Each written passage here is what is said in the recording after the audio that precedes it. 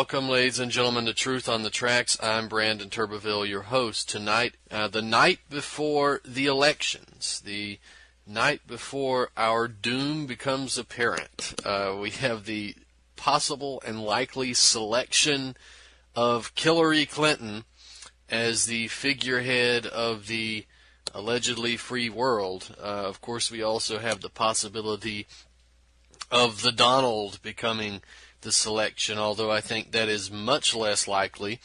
There is potential fallout from either one of those elections, the elections themselves, not even the administrations, and we'll talk about that, and the potential that we have now for some type of social unrest, some type of false flag, major military confrontation, economic collapse. All of this seems to be coalescing now as a possibility. Now, I want to be clear, I'm not trying to fearmonger like other outlets and convince you that the sky is falling, but I'm just saying that this is a possibility, and we'll talk about that throughout the show.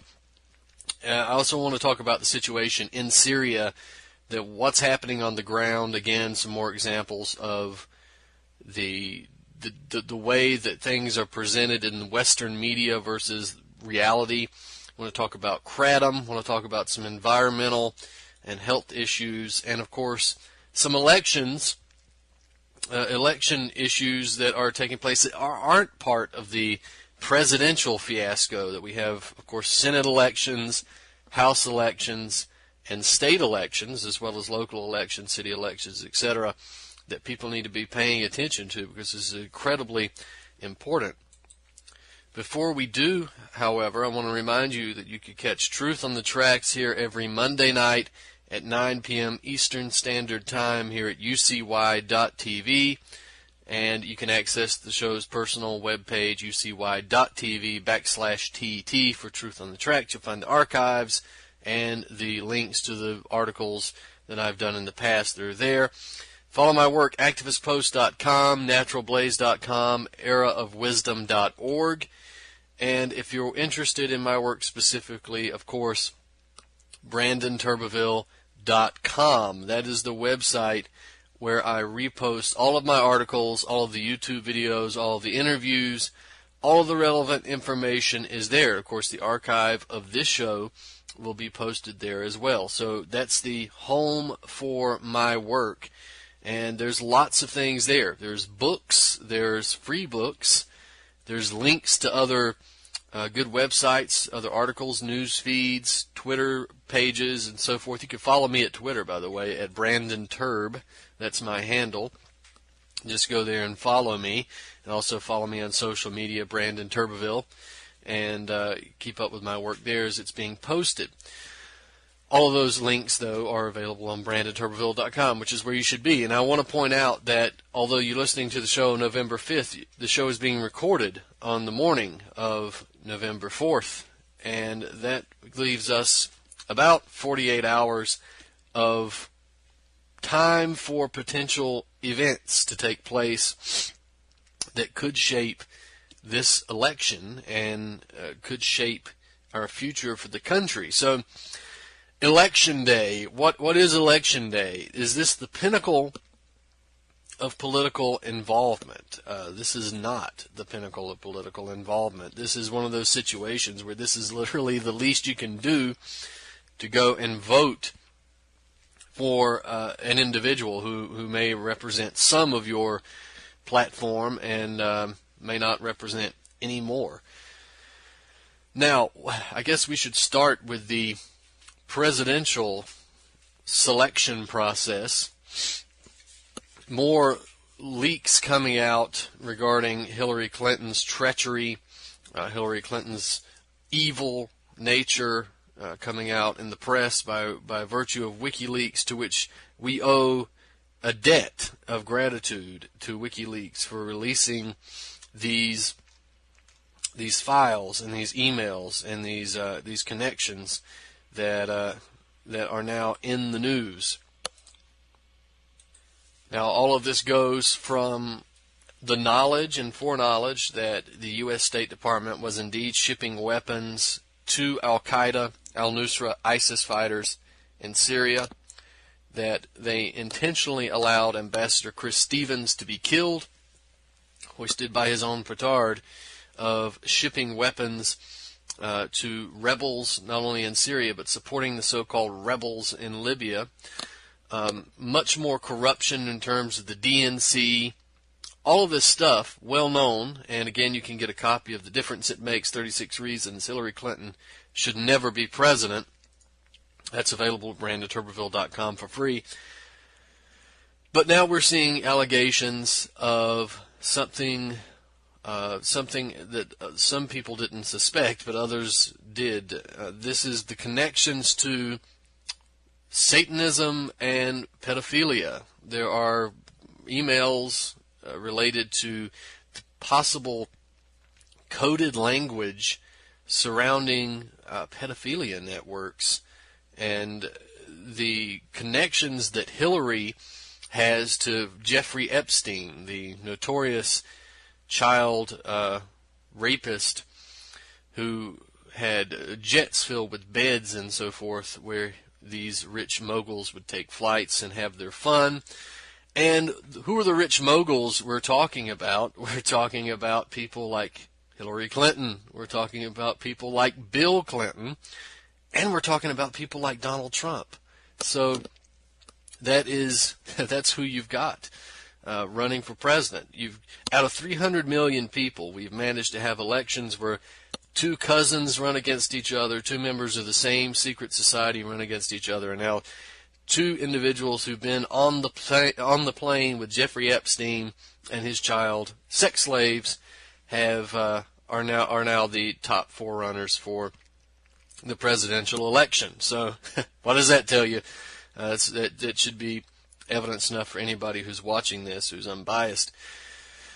So the question now becomes, how is this going to affect the election? Well, hardcore Hillary Clinton supporters are afflicted with a mental illness, and this is the inability to question their savior, their object of worship. There's nothing that Hillary Clinton can do that will affect an ardent Hillary Clinton supporter. She's done it all. Anything that she could have done to draw support away from her supporters, or draw her supporters' support away from her, has already been done. She's supported all the wars. She's a Wall Street puppet. She's corrupt. She's psychopathic. She's all of those things, right? Name one issue, and Hillary Clinton's been on the wrong side of it. And therefore, if she was going to lose support from the ardent group of supporters, that would have already been done a long time ago. But they are afflicted, of course, with a mental illness. They do not care what she's done. They just want a woman president, I guess. And this is the only argument I've heard from a Hillary Clinton supporter. We've been doing this for over a year now, and I've yet to hear a coherent message from a Hillary Clinton supporter as to why she deserves to be president, beyond the fact that she has a vagina. That is not a qualification for being a president. And of course, Donald Trump joking, or not, actually he wasn't joking at all, but arguing with Ted Cruz over the size of his penis, and Hillary Clinton running on the fact that she has a vagina, now relegates us to a point where American politics and Americans decide their president based on their genitalia. So in 2016, an American presidential campaign is, I have a pee-pee, I have a vagina, pick me, what do you have? Push that at the voting booth. Eventually we'll have to have crayons and triangle shapes to pick our presidential elections. I imagine that. The alleged free world, the pinnacle of society. This is what we've descended into. They can't even keep up a good farce. Now this has become a tragedy. But back to the issues, of course. You have the Donald, we have Orange Hitler and Grandma Stalin, or Grandma Mao, judging by her clothing decisions, running against one another. And once again, we're left with a Democrat or Republican, and they're both awful, awful choices. And I realize that the cult of personality, the Trumpeteers who are listening to this broadcast, might get a little upset to hear that. But I'm sorry, your fascist flag bearer is just that. He's a fascist. He has no respect for the First Amendment, no respect for the Fourth Amendment. He's said that as much on his own platform speeches. He has a lot less of respect for the Second Amendment than you might think too. But here is the important issues. We have other people running in the presidential election. We've got third parties. Now, I'm not going to talk about third parties who are only on the ballot in one state. That's pointless. That's just a protest vote. That legitimately is just a protest vote. But we have Gary Johnson of the Libertarian Party, and we have Jill Stein of the Green Party.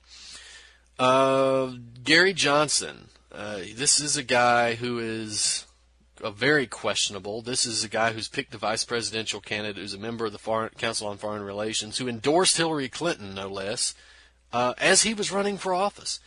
This makes no sense unless it's just a ruse. And, of course, Gary Johnson is the prison privatizer-in-chief of Arizona. Good on weed, not good on anything else, really. Not very strong on anything else. He seems very unable to really decide what emotions he wants to show when.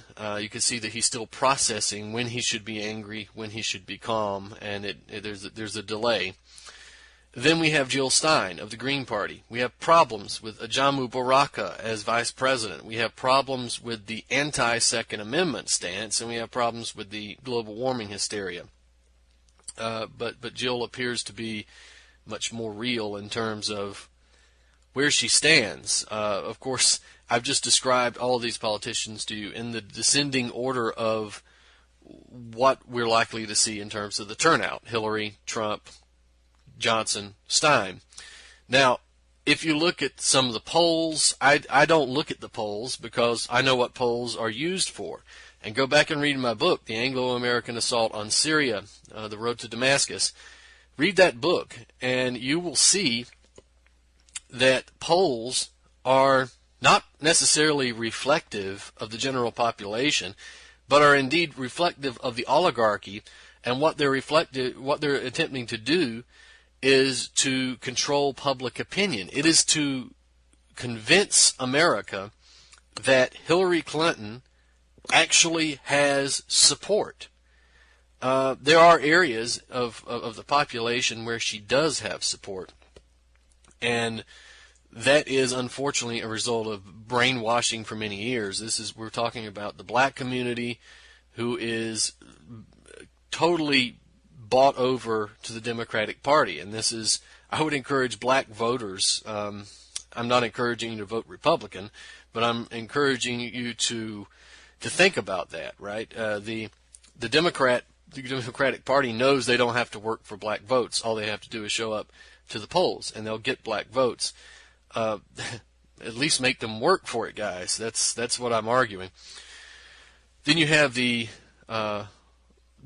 Hillary Clinton woman crowd, the angry, older, white feminist, very small portion of the population, but they're angry, they're loud, they're really horrible to be around, and they make everybody know where they're at. So that makes it seem more vocal. And of course, the Trumpeteers are very vocal themselves.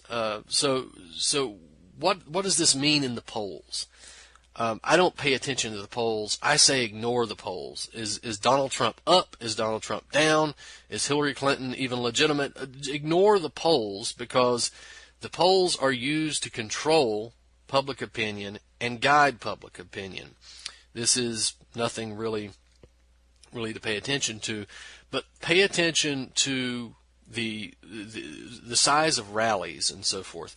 This is something that has to be pointed out. The Donald Trump rallies are huge, pun not intended. The Hillary Clinton rallies are very small, even in areas where she has the most support. They're quite small rallies. Does this mean Donald Trump is the most popular candidate that the United States has ever seen? Of course not. These are the two most hated candidates that we've ever had. But I'm pointing this out to you, that we have the two most hated candidates. One particularly hated more than the other, despite the fact that the mainstream media is united is united against Donald Trump. And we have to say that. That has to be fairly obvious that the media is in favor of Hillary Clinton. And that is unanimous. That includes Fox, by the way. Rupert Murdoch said that he would like to see a Hillary Clinton presidency. He said he could live with that. He'd be fine with it.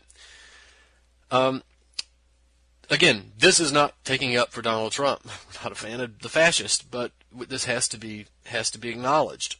So when we see Hillary Clinton win the election, especially if it's by a wide margin, then you'll know exactly what has taken place. This woman is notorious for her vote fraud machines, her campaign fraud machine, and this election was promised to her in 2008 when Barack Obama was given the Democratic nomination to do what Hillary never could do, which was cause more racial division, and, well, don't worry, she can do that, but cause split the resistance that was building up over the Bush administration with the gradual uniting of black and white forces, among many others.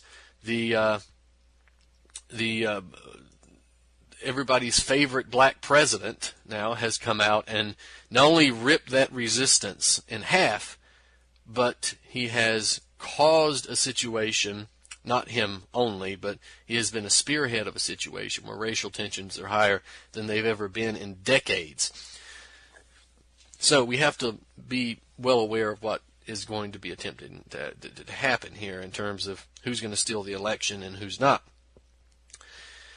If Donald Trump, by some stretch of the imagination, does win the election, be prepared for riots. They are trying to gin up the idea of riots. Now, I would ask you, how many people do you know that said, if Donald Trump wins, we're going to go out and riot? Very few. How many media outlets have you seen, however, telling them that if Donald Trump wins, people are going to riot? Pretty much every one of them. So the idea is being spread amongst the population that if Trump wins, there will be riots. And I think this is the much less likely scenario that Trump will win. But if he does, look for riots in most major cities. I would be prepared for that. If Hillary Clinton wins, I think there will not be riots, obviously. There will be lots of bitching, and gun shops and ammo suppliers will make a killing, but that will be just about the extent of it. And then we'll have another 4 years of quiet bitching and compliance. The other danger is what will happen, though. What will happen if there is riots? Obviously, you will see a crackdown. You'll see the allowance of the riots to a point, right? This is what we saw in Charlotte and Baltimore, where they let people act like savages and destroy businesses, destroy homes, destroy infrastructure, give them an area to basically act like animals. And then when it reaches a crescendo, we come in with the military-style police. Can we even call them police anymore? I guess we'll call them the American security forces to come in and crack heads. And I think that's what you'll see. Now, with the Hillary crowd, you also have a bigger potential for a false flag. And by this, I'm referring to Oklahoma City type event. You see in the media all over the big pages, Yahoo, Google results, you see it on the bigger mainstream organizations, that militias are preparing for a Hillary Clinton presidency. They're preparing for all this. Guys, what militias? Are we talking about the ones who were out at the Bundy Ranch who get a paycheck from the federal government? Sorry.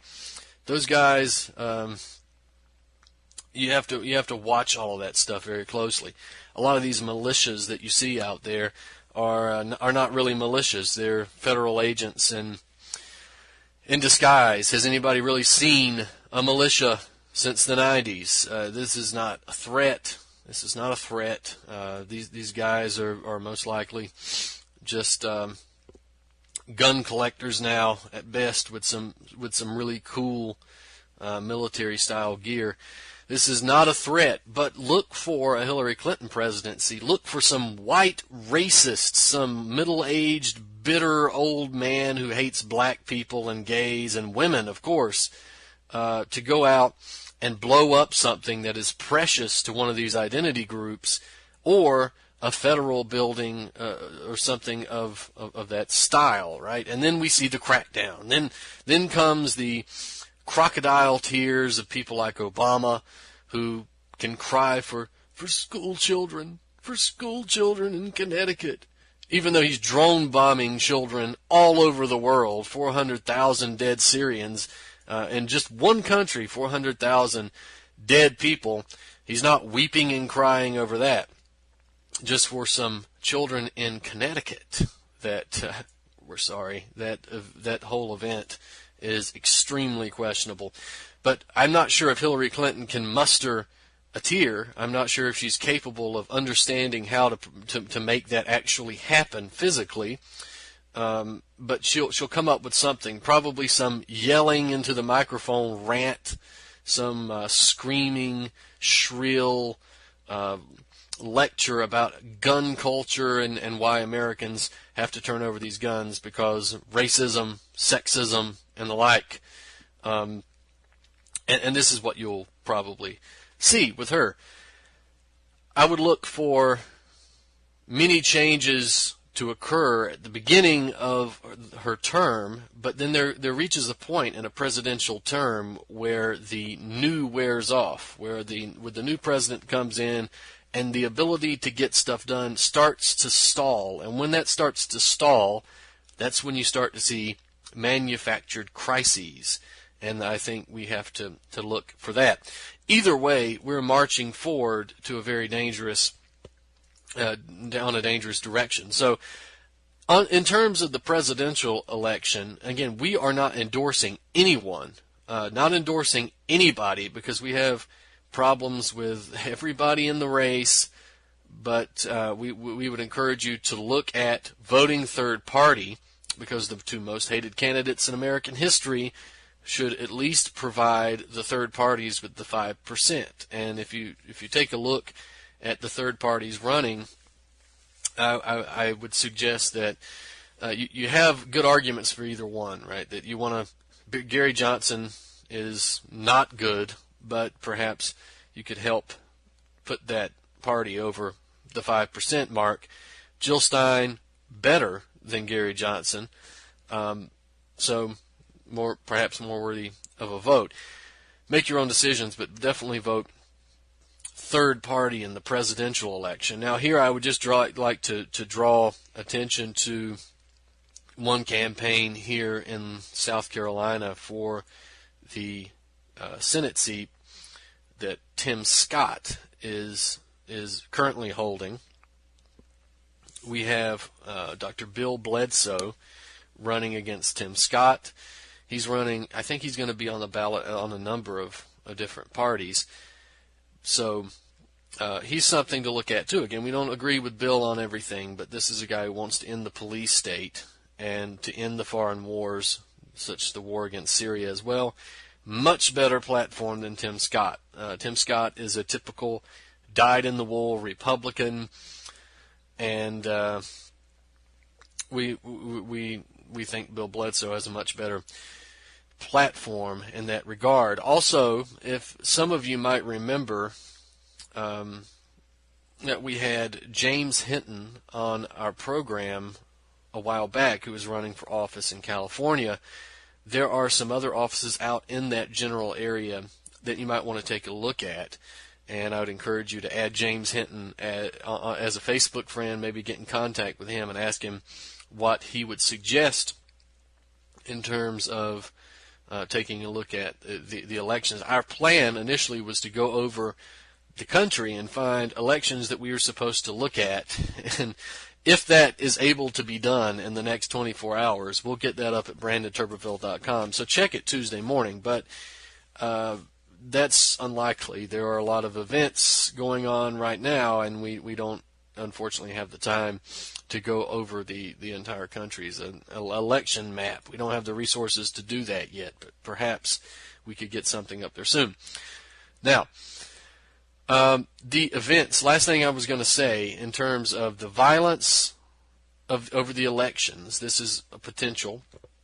A false flag attack around the elections, there's potential for that too. But we all see that the economic collapse, of course, is on the horizon with the Obamacare insurance rates rising by triple digits in percentage rates. I remember telling a lot of people that was going to happen, but that of course made me a racist back then, because the black president was promoting the plan. And any criticism of the black president is racism. Of course, when it was a Republican plan under George Bush, it was racism to support it. And when it was a Democratic plan under Hillary Clinton and her ilk in the 90s, again, it was something different. So all the same plan, though, all a big bailout for insurance companies, all a huge ruse on the American people to charge the absolute hell out of you, but to make and encourage millions of new customers for the insurance companies. And if you haven't noticed, not only are the premiums going up, but what they cover is actually getting slashed. So if you're fortunate enough to be able to afford those ridiculously expensive insurance policies, look at what they cover, and you'll find out, you'll get a rude awakening that they're not covering what you thought. Again, told you about that when it started to happen, but instead we had idiots walking around with signs and buttons that said, "We support Medicare for all." This isn't Medicare for all. I support Medicare for all. This is Obamacare. This is a joke. This is a cruel joke played on the American people. So all of you leftists who supported Obamacare because you thought this was universal health care, you should keep quiet on all other issues from here on out. You're incapable of thinking critically. And all of you Republicans who criticize the plan for being universal health care, well, is it universal? It's not universal, so maybe you should keep quiet too. Obama was on TV last week bragging about how many Americans now have insurance because of his plan. Well, that's true, Barack. It's amazing what you can accomplish when you put a gun to people's head and tell them to do something. Typically, they tend to do it. I don't know if I would consider that a great triumph of policy, more like the strong arm effect, but it's what we have. Now, again, the economic issues. And then, of course, we have the potential for World War III, which we are seeing continually, slowly boiling now. It seems to have calmed down a bit in Syria in terms of the U.S.-Russia confrontation, but this is what happens. It tends to simmer down and then come to a boil very quickly. We were actually in the Middle East at the time, near the Syrian border, when the U.S. and Russia stopped talking unilaterally over Syria, and then we started seeing Russia saying that they would shoot American jets down if they threatened Russian personnel, which would be any attack on the Syrian military would be a threat to Russian personnel. A very tense moment. Now it's simmering down a bit, but we expect that to come to a head. And notice we have one campaign specifically, that of Hillary Clinton. Reptillery is constantly harping about the threat of Russia. Now, if she becomes president, which she should never, ever, ever become president, that is goal number one. Prevent Hillary Clinton from becoming president. This is the worst option. But if she should ever become president, this is a person who has openly antagonized Russia, blamed Russia for her own stupidity, her own incompetence and arrogance of using a private email server, and not even being quiet enough in her corruption. This is the Clinton MO, however. They can do, these people can do anything they want, and they know they can do it with impunity. It'll just get covered up, and it'll just pass over. Only thing anybody remembers about the Clinton scandals, unfortunately, is Bill's blowjob. Well, that's actually quite minor compared to, the minors that he's been with, and so forth. The question, again, is if Hillary Clinton becomes president, all this anti-Russian rhetoric, all of this anti-Russian hysteria, all of the provocations against Russia are going to come to a head, except she'll be in the position of authority to do so, and that becomes incredibly dangerous. So, what are we encouraging people to do? Well, as always, we encourage people to get active. You got Tuesday, you got voting, and yeah, you should go out and you should vote. We just talked about the guidelines of what we should do, and if you're looking for a platform, if you're looking for a checklist, then go to BrandonTurbeville.com and look up my article. It's there on the website. It's on the right hand of the website, right-hand side, just a little bit down the page. The 43 points. Click on that article and you'll see 43 points that are essentially a platform, a list of demands for what we need in the United States. This can be adapted to other places, but that's your checklist. And we also want to get up very soon a similar list of demands for local areas, and then we'll try to get them up for the state as well. This is your checklist, ladies and gentlemen. This is how you can, this is your litmus test for the people running for office. So yeah, you should go vote. If there's nobody to vote for, then don't bother. Stay home. If you are going on a local issue, then if there's still nobody to vote for except this one issue on a referendum, then write your name in for every other office. That's my best advice there. Is voting encouraging the system?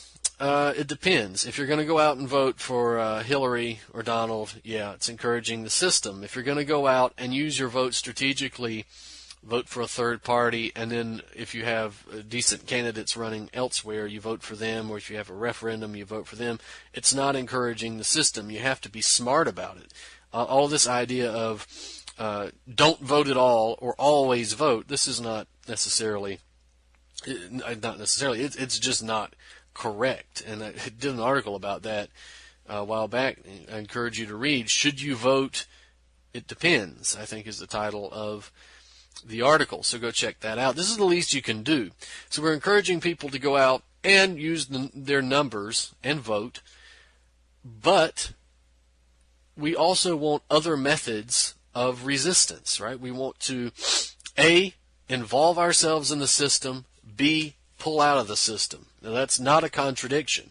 The first issue is certainly not just voting, not just protesting, but getting involved and deeply involved in trying to change these systems, meaning being active where protest is needed, where votes are needed, where guidance and strategy is needed, and where pressure is needed by any means that you have available to you, and by all means that you have available to you. So it's not just one or the other. You can't just stand on the street corner with a sign and say, we did all we could.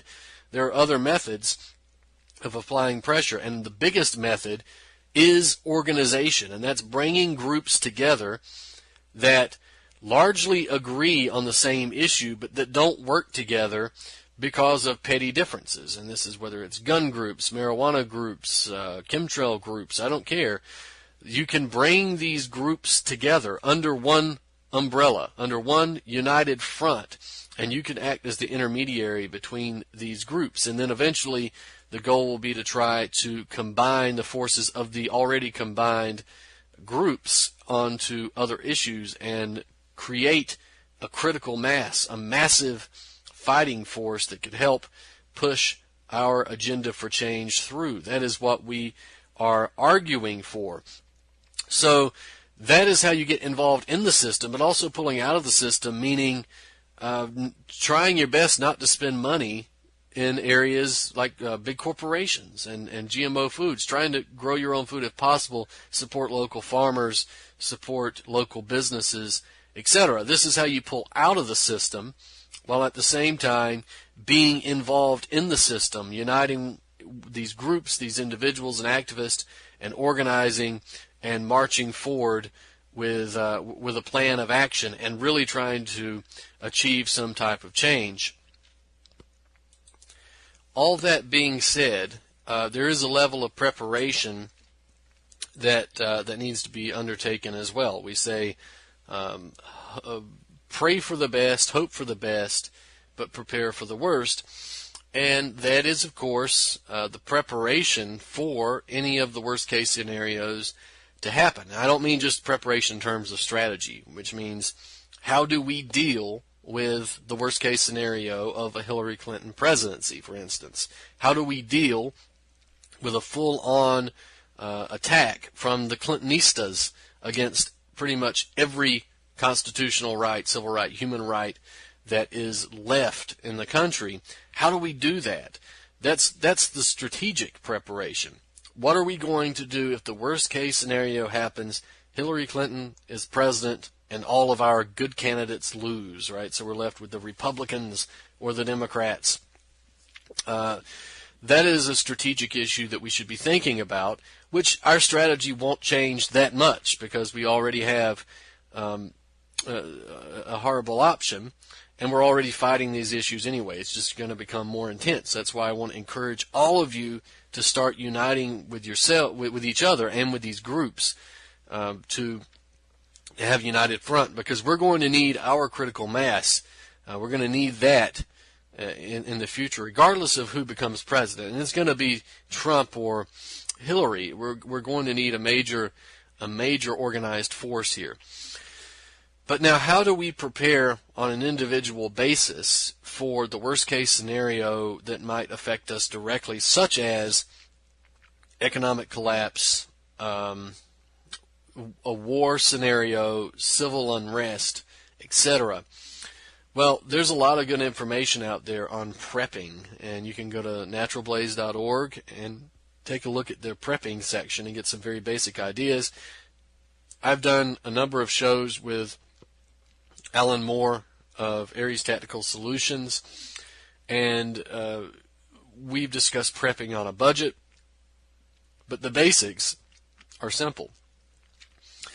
And unfortunately, we don't have as much time as we want to prepare. Obviously, there's never enough time to prepare fully, but you want the basics first. You want food, water, and shelter, and the idea is to try to build up enough food and water reserves to last you through an extended period of time. So I realize a lot of people who are listening are probably living in a city in an apartment. That's dangerous if there's social unrest. If there's social unrest, you're in a very precarious position, and you would be much better off in the country. But we have to be realistic. We can't all move out to the country and live the life of farmers and the country life and live in a farmhouse, because that's not realistic for people who have jobs in the city, and you have to stay there. So the idea would be to have enough food and water, and if you have to stay indoors for an extended period of time, and you have to judge what that is by judging the amount of space that you have in your house and what you're able to fill up, and your goal should be to fill that up with the food and water that you can buy. And you don't have to get it all at one time, but every little bit helps. You go to the store, you go to the grocery store, you pick up an extra case of water, you pick up 2 or 3 extra cans of food, and of course, you absolutely must have a weapon to defend yourself. Not a baseball bat, if that's all you can get in the moment. Not just a knife, but I'm talking about a firearm. You need a firearm to defend yourself, and as much ammunition as you can possibly get. And you need to try to reinforce your own domestic security. And of course, the financial issue is the main one is to try and get out of debt as much as possible before that happens, before any type of collapse happens. Now, of course, this isn't to promote fear-mongering or fear porn like some of the other outlets do. I don't have any items for sale. Probably should get some at some point, but we We don't have any items for sale here, but it's just for your own personal security. And trust me, you'll feel safer, and you'll have a presence of comfort that you might not have had before, and that you can rest easy knowing that you have this material. Now, some people will say storable food. You have to have a year's worth of storable food. Yeah, that's fine. You can get that if you're able, but if you're working class, you're struggling, etc., then perhaps you can't afford the $500 worth of a year's supply of storable food, which is really about 6 months worth of storable food. Maybe you can go to the grocery store and on occasion pick up some extra cans. This is America. Our food is crap. It's processed. It's going to last. It's not going to go bad after a few weeks. There is very few benefits to our diet here in the West, but the one benefit is that you can buy food from the grocery store, and you can, if it's sealed properly, you can pretty much guarantee that it will be there for a long time. So I encourage people to really start making preparations, but not preparations out of fear, not preparations for inaction, but preparations to protect yourself, protect your family, provide yourself a cushion in case something major does happen, but also in preparation for a major fight here. We're going to have a major fight, especially starting with the new administration. And the reason I'm harping on this is because it's incredibly important. People have to start uniting with one another, and please don't take this to mean some cliche, we all have to get together crap. I'm talking about strategic, enlightened, mutual self-interest. These groups, these individuals do not have to like each other, but you have one common goal, and that's why I'm encouraging my listeners and my readers to act as intermediaries and liaisons between those groups so that you can be the leader. You can help set the goals and the platforms that we have set forth in the Real New Deal for America, 43 points on the website, but that you can direct these organizations under a united front, a wider umbrella, in the right direction, and we can make some progress. Now, I've gone on for quite a long time, and I want to actually get into some news, and maybe we can mention some brief stories here, and I'll have to catch up on some of the other things next week. But we talked about the flooding issue in South Carolina and North Carolina a while back, left by Hurricane Matthew. But this is the benefit now of the factory farm situation, where after the flooding has come through, and you can go check my article on this, I just wanted to mention this briefly. This is the benefits of having one of the largest factory farm operations in the country. I think North Carolina is one of the largest factory farm states in the entire country. Now we've seen rotting hog and chicken carcasses all over where the floodwaters were. Make this toxic soup of contaminated floodwater all over the area. We have in Tar Heel, where the rising water was there. There's a town it's actually home to the world's largest pork production plant. There's 2 million hogs in Duplin County alone, and when the floodwaters rise, the factory farm animals basically meet a gruesome death a little bit sooner than they would have planned otherwise. But those carcasses tend to rise to the surface and then rot in the sun and decay and marinate before spreading out amongst the water that's seeped into the homes and the drinking water systems and virtually everywhere else. In Nichols, South Carolina, there was hog carcasses floated and peppered in between homes in the town, and homeowners who had evacuated returned back to inspect the damage, but they were greeted with such a horrific smell that they were driven back out of the town again. Now, we've also got hog waste lagoons, which is an environmental catastrophe in their own right. They pose a threat because when the water reaches them, it carries that wastewater with it. And we have hog waste and animal carcasses mixing with sewer overflows and oil tankers and other chemical production facilities, and we have this environmental catastrophe that's still being cleaned up here. So the floodwaters aren't the fault of the farm itself. We have to admit that it's not the fault of the factory farms that there were floodwaters there, but mass-scale factory farming, centralized industrial-scale farm units play a major role in making the floodwaters even worse.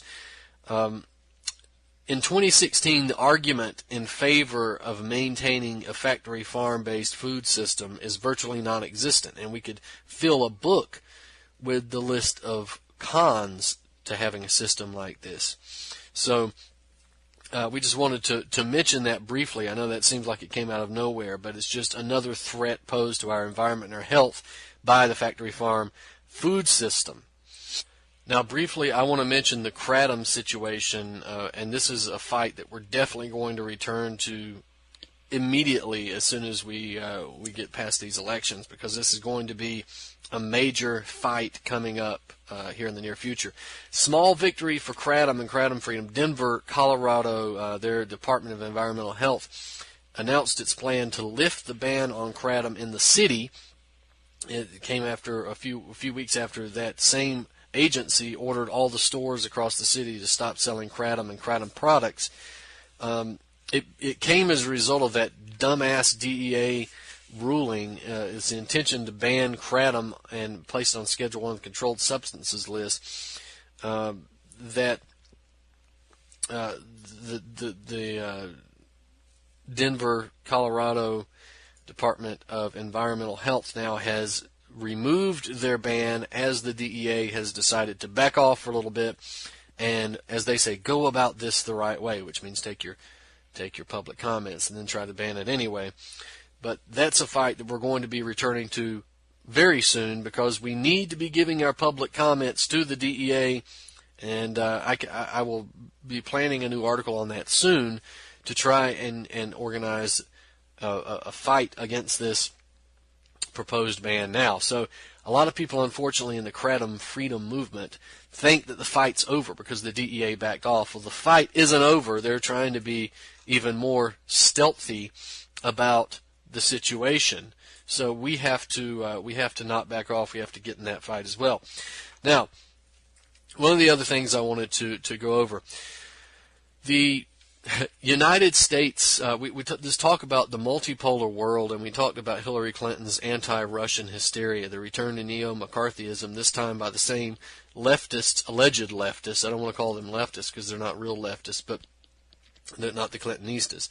But this time, the return up to McCarthyism promulgated by the left. Remember, McCarthyism was by the right. It was by Joe McCarthy, the red baiter, who actually did make some legitimate discoveries and points about communism in the United States.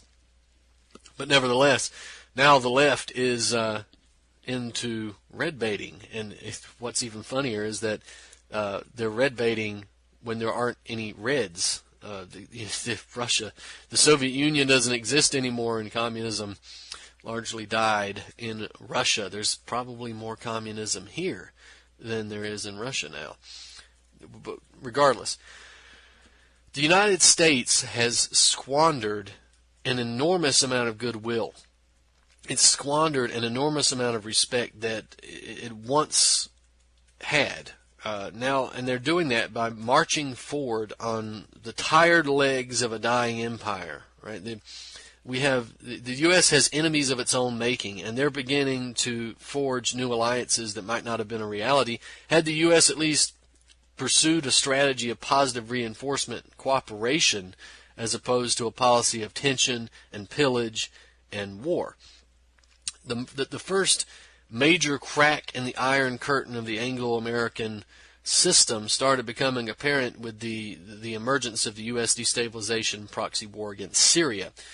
The NATO-American proxy war has left hundreds of thousands of Syrians dead, hundreds of thousands of Syrians displaced, destroyed much of the Syrian infrastructure, and crippled the Syrian economy. But another result of the American policy in Syria is that it's strengthened and even created alliances that otherwise might not have existed, not only between the Middle Eastern countries themselves, but also between them and Europe and Asia and African nations as well. So unfortunately for the U.S., these new alliances of its targets were created out of a political and an economic and a military necessity, which was the need to survive the Western onslaught of destabilization and sanctions and war that were aimed at them. So if the West wanted to break resistance to its hegemonic system, instead it's managed to encourage the opposite. We have an axis of mutual interest. The crisis in Syria has resulted in the strengthening of ties between Syria, Iran, and Hezbollah. Now, it's not only just a strategic alliance, but there's an arc of resistance that has solidified ties that are slowly pulling Iraq away from the influence of the United States as well. In fact, the Iraqis are still tethered to the United States largely due to bribery, deception, economic threats, decreasing dependency. There's still dependency, though, on the United States for military assistance to combat ISIS, but it's a decreasing dependency. Syria is spreading its wings itself, right? Even as it mops up America's terrorists. They've reached out not only to the nations of resistance within the resistance axis and Russia, of course. It's reaching out and solidifying relationships with Russia and China, as well as with other European and African nations like the Czech Republic and Egypt. So if the ties between Iran and the Houthis were not strong enough before the U.S.-backed Saudi-led coalition, they certainly are now. So this is another aspect. Despite no credible evidence that Iran is providing weapons to the Houthis, there is, of course, little doubt that the Iranians are, in fact, providing whatever support they can, in whatever form that can take, and that they will do so in the future. Back to Russia, of course, that factors in as the biggest and most important player in the strategic realignment. With this, Russia is insisting upon the multipolar world, and this has come as a result of U.S. aggression across the planet. Russia's reunification with Crimea, the support of the Ukrainian rebels, as well as its support of Syria, is just the tip of the iceberg. A growing cooperation with China and a host of other nations throughout the world, too, by virtue of the carrot as opposed to the stick. It's rapidly drawing more and more people, more and more nations into the Russian fold. And then, of course, we have to look at Iran. We have, with Iran not expressing a desire for empire, is now beginning to express interest in stretching its muscles and expanding its own influence. And I feel like Iran might not be looking for world empire, but it is looking for increased influence, right? So how much of this newly expressed desire is innate and how much of it is just simply a necessary act of self-defense against an encroaching war machine that sees Iran as next in line for destruction is unclear at this moment. But the fact that it's happening is not in doubt. So we have these new alliances, and they may not have ever taken shape or solidified if the United States had not insisted on acting as the battering ram for the Anglo-American system across the world and squandered all the respect and goodwill that it had existed for it in so many nations prior to that. The U.S. could easily have won many nations over by using positive reinforcement and enticement, like development, higher living standards, peace. Instead, it's bombed, it's burned, bribed, destabilized all over the globe to the point that it's become the number one threat to world peace, which is a reality that's being acknowledged by more and more countries by the day. What could have been the greatest force for peace and stability and democracy, high living standards, it's utterly been squandered into the greatest force for the opposite. If the United States continues down this path of imperialism, it's going to find itself not only hated the world over, but collapsed, weak, and bitter, while the nations that it targeted in the final days of its empire and its war push will have united against it. And we can only hope that they have more restraint and goodwill and compassion than what the U.S. has shown to them. That is what we hope. Now, I don't have the time to go into some of the issues that I wanted to. As usual, and continuing our tradition, we have run out of time largely for this show, but I'd like to draw people's attention to my interview with Tasnim News Agency out of Iran.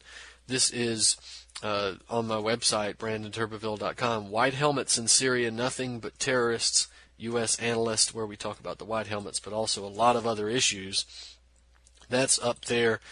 We've done a number, actually, of interviews. We did one with Heather Callahan of Natural Blaze. Is American Food Killing Us? Author Brandon Turbeville talks food in the Middle East. It's up at naturalblaze.com and brandonturbeville.com. There is a video. It's about 30-some minutes long. I think if you listened last week, you would have heard it because we aired that last week on UCY. Then did an interview with Cassius Camarampi of eraofwisdom.org, up at eraofwisdom.org and brandonturbeville.com. Syrians are healthy, mentally clear, not sickly like most Americans. American journalists' experience in Lebanon. It was part one, and then we have Kindest People You've Ever Met. American journalist describes Lebanon, Syrian attitude after trip, which is up at brandonturbeville.com, eraofwisdom.org. You can find those there at both websites. And then the interview with the Voices Network, Terry Bain of Occupy and Voices Network, and Sam Richards of North Star Post. It's entitled Brandon Turbeville Interview with Voices Network, Serena Shim, Syria, Imperialism. Pretty good interview, and it's I think about 50 minutes, I believe. It's up at brandonturbeville.com, the Voices Network as well. Of course, we have the Brandon Turbeville interviewed by Cassius Camarampi of Era of Wisdom. That's posted, the audio files and the videos, up at brandonturbeville.com. We've posted again twice the interview with Natural Blaze. That's up there as well. And, of course, a number of new articles. So keep on checking out the site on a daily basis. The last few weeks have been a bit difficult here logistically. We haven't posted as much as regularly, but we're getting back in the swing of things. So there'll be more available at the site soon. So we encourage everybody who's listening tonight, it's the night before Election Day, to have a renewed vigor to fight in this battle, to organize, to unify, and to get active out there, as well as to prepare. This is the fight that we need now, right? This is the big one. This is the time where we need all hands on deck. So, ladies and gentlemen, please commit yourself to doing that, to organizing, to getting out there, to fighting, and to bringing about a positive change in the world that we need to see. Ladies and gentlemen, this has been Truth on the Tracks. I'm Brandon Turbeville. We'll see you next week.